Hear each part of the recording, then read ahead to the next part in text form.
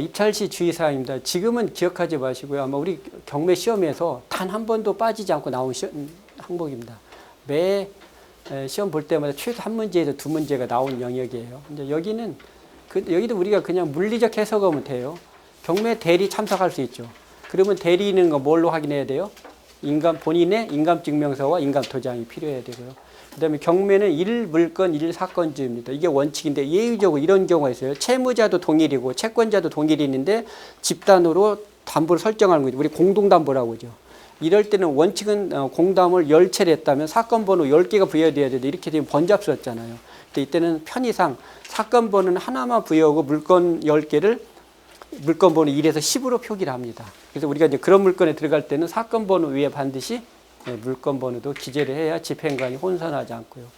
그 다음에 입찰 가격은 어떤 경우에도 수정을 허용하지 않습니다. 만약에 내가 쓴 금액이 너무 비싸거나 너무 낮다고 생각되면 입찰비를 새로 받아 써야 되지. 우리가 흔히 공문서 작성할 때 정정인 찍는 거 있죠. 그렇게 하면 안 되고 또 어떤 분은 아예 화이트를 가지고 다니더라고. 그래가지고 화이트로 하면 돼야 안 돼요. 안 돼요. 어떤 분은 그게 우려돼서 연필로 쓰는 분이 있어요. 그것도 어떻게 돼요? 안 된다는 거지. 불안하면 입찰비를 하나 여분으로 받아서 하시는 게 좋고요. 그 다음에 부동산 취득은 단독만이 아니라 우리는 민법상의 공동 소유를 허용하죠. 그래서 이제 공동 입찰할 수도 있고요. 대신 이제 공동 입찰할 때는 입찰비와 공동 입찰 신고서가 따로 있거든요. 그러면 이제 서류가 2장 이상이라는 거죠. 그러면 그 서류의 연속성을 확인하기 위해서 간인이라는 도장을 찍어야 된다는 거, 참여자. 그 다음에 우리는 공동으로 2인 이상이 소유하는 물건이 경계에 구분 없이 공동으로 소유하는 걸 공유지분이라고 하죠. 그 중에 특정 공유자의 지분이 경매 나올 때는 우리 현행 민사집행법 140조에서는 그 경매 대상이지 않은 공유자가 경매 나온 공유 지분을 남들보다 우선적으로 매수할 수 있는 특혜를 줍니다. 이걸 우리는 이름하여 공유자 우선 매수권이라고 하죠. 아마 세계에서 우리나라만 허용하는 제도라고 합니다. 입법 취지는 공유관계는 대개 혈연이라든가 인적 유대관계가 친밀한 사람이 부동산을 공동 소유하죠. 근데 이분이 경제적 사정이 어려움으로 이분의 지분이 경매로 넘어가서 제3자가 낙찰받으면 기존의 공유자와 새로 소유자는 인적 유대관계 전혀 없을 거 아닙니까? 그럼 이 두 사람 간의 이 부동산의 사용 수익 관련 사사건건 문제가 다툼이 예상되죠. 그렇게 되면 오히려 부동산의 가치가 저하될 수도 있기 때문에 이런 경우 새로운 사람의 입성보다는 기존의 공유자가 나머지 지분을 매수하는 게 더 그 소유권 관계의 가치를 극대화할 수 있다는 좋은 입법 취지인데 우리나라는 또 이게 왜곡이 되더라고요. 어떻게 해요? 인적 공유자가 경매 나온 공유지분을 저가에 매수하는 수단으로 악용을 합니다. 그래서 지금은 여기 어떤 제도적 개선이 이루어져 있느냐? 전에는 공유자의 우선 매수권 행사가 제한이 없었습니다. 무제한이었는데요. 지금은 1회만 허용합니다. 1회. 공유자 우선 매수를 1회만 할 수 있다는 거고. 그 다음에 이제 시험에 자주 나온 제도가 차순위 매수 신고랍니다. 여기서 차라는 것은 한자에서 순위를 이야기해요. 순서. 등수가 아니고요. 일대 무슨 얘기냐. 경매는 가격을 가장 높게 쓴 사람을 최고가라고 하죠. 가장 높게 쓴 사람이 낙찰자가 돼야 되는데 이분이 40일 후에 잔금을 못 냈을 때 그리고 어떻게 다시 경매 절차를 공고를 하고 재매각 절차를 그 기간만큼 경매가 수년돼야 되죠. 그래서 경매를 신속하게 진행하기 위해서 재매각 절차에 공고 없이 바로 차순위 신고한 사람의 낙찰가 지위를 승계시키는 제도를 말합니다. 이렇게 하려면 어떻게 되냐면 최고가 매수인을 정하는 날 차순위 매수 신고를 해야 되거든요. 그러면 이때 중요한 게 차순위 신고가 누가 될 수 있느냐. 2등이 아니라 범위랍니다. 최고가 매수 금액에서 입찰 보증금 있죠. 보증금을 뺀 금액을 초과한 사람은 누구나 할 수 있대요. 누구나.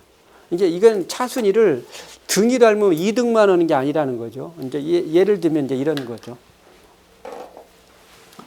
최고가 매수 금액이 1억이고요. 만약에 입찰 보증금이 800만 원이다.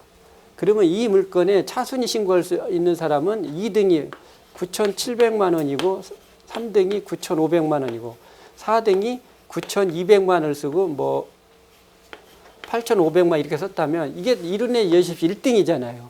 그러면 차순위 신고할 수 있는 사람은 누구냐면 이 사람만 하는 게 아니라 이 사람도 할 수 있답니다.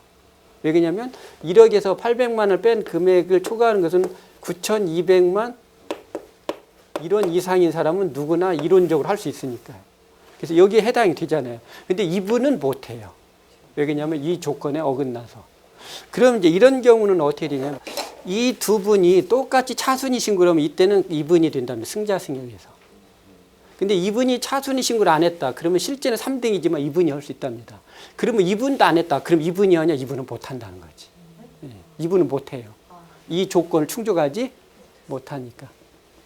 이게 차순위는 2등이 하는 게 아니라 최고가 매수 금액에서 입찰 보증금을 이제 시험에 나오는 게 뭐가 나오냐면 이게 나온다니까. 넘는이 초과냐 이상이냐. 초과예요 이상이에요. 초과. 그래서 아까 9,200은 못 한다니까요. 근데 시험 지문 5개 중에서 9,200이 나온다니까. 그럼 어떻게 돼요? 지금 우리가 냉정하게 이것을 하지만은 시험에 들어가면 가뜩이나 산소가 부족하죠. 그러면 뇌에 산소가 부족하면 생각이 짧아지지. 그리고 또 시간은 또 이렇게 시험장에서 시간을 빨리 지나가죠.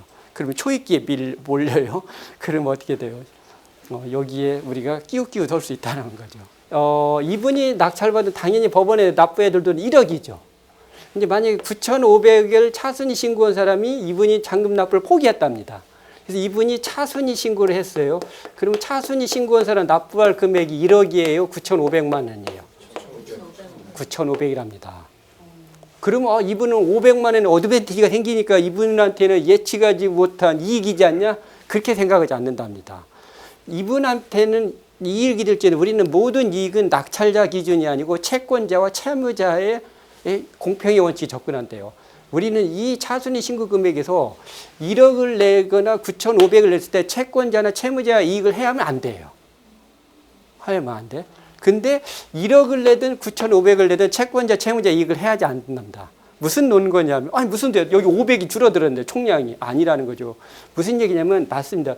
이분이 잔금을 내면 채권자와 채무자가 받을 목은 1억이죠. 1억을 가지고 배당을 하게 돼 있잖아요. 그러면 이분이 잔금을 내면 9,500이니까 5천만 원 손실이죠. 그게 아니라면 이분이 잔금을 내자 몰취된 금액이 얼마예요? 800만 원이 이게 더하게 되는 거예요. 그러면 어떻게 돼요? 오히려 1억을 초과하죠. 그래서 채권자 이익을 해야지 않기 때문에 납부할 금액은 유예된답니다. 그래서 이분한테는 불치게 이익이 되고 그 상대편에 있는 분의 불치게 손해가 되지 않는 서로 세 사람 이익을 다 만족하죠. 이분은 납부해야 될 금액이 500만 원 디스카운트 된 거고 다른 채권자들은 오히려 이분이 낸 것보다 300만 원 이익이 더 늘어난 거죠. 그래서 경매의 3주체가 채권자, 채무자, 매수인이거든. 이 세 사람 이익을 공히 만족한다 해서 차순위 신고제도는 이렇게 운용을 합니다. 근데 여기까지만 기억하세요. 그러면 내가 경매에서 떨어지면 차순위 신고를 하면 좋을까? 절대 하지 마세요. 제가 경매 20년 하면서 차순위 매수 신고로 최종 낙찰리가 단 한 건 봤습니다. 한 건. 거꾸로 생각해서 내가 1등 했는데 차순위 신고하면 그 사람 좋으라고 내가 잔금을 낼까요? 안 낼까요? 이거 물어보는 사람이 정신이 혼미하지. 당연히 잔금을 내요. 차순위 그 잔금을 포기하는 경우는 극히 드뭅니다. 왜 이러냐면 인간의 간사함이 겨냥한다요. 제가 혼자 들어가서 사실 제가 3주 전에 경매를 혼자 받아요. 단독으로 낙찰받았는데 혼자 낙찰받아 아무리 직업이 경매인 저도 뒷골이 좀 그러죠. 뻣뻣해요. 경매가 업인 사람도. 그런데 내가 혼자 들어간 게 아니고 사람이 여러 명이 들어왔어요. 그런데 그 중에 2등, 3등이 차순위 신고한대요. 그러면 저는 뒷골이 뻑뻑할까요? 천만의 말씀. 저는 어떤 그 엔돌핀이 솟냐면, 나는 이 물건을 평범하게 보고 들어왔는데, 이분들은 내가 알지 못하는 개발 호재를 알고 있나 보다. 그러니까 이분들이 줄 서서 차순위 신고하지 않겠습니까? 그럼 어떻게 저는 빚내서 잔금을 내게 돼 있다니까. 그래서 차순위 도입의 입법 취지는 좋은데, 실제 실무에서는 거의 기능을 하지 않습니다. 그리고 또 하나 저는 개인적으로 정서적으로 권하지 않아요. 차순위 신고를 하면 차순위 신고한 날보다 40일 동안의 기회가 있거든요. 그날 동안 우리가 정서적으로 심신이 피폐해져요. 무슨 얘기냐? 매일 밤 10시에 목욕을 정갈하게 하고 정한수를 떠놓고 최고가 매수인에 대해서 변고가 있기를 우리는 모든 내가 알고 있는 신에게 간청을 하게 돼 있거든. 그런 비이성적인 경매하지 마시고요.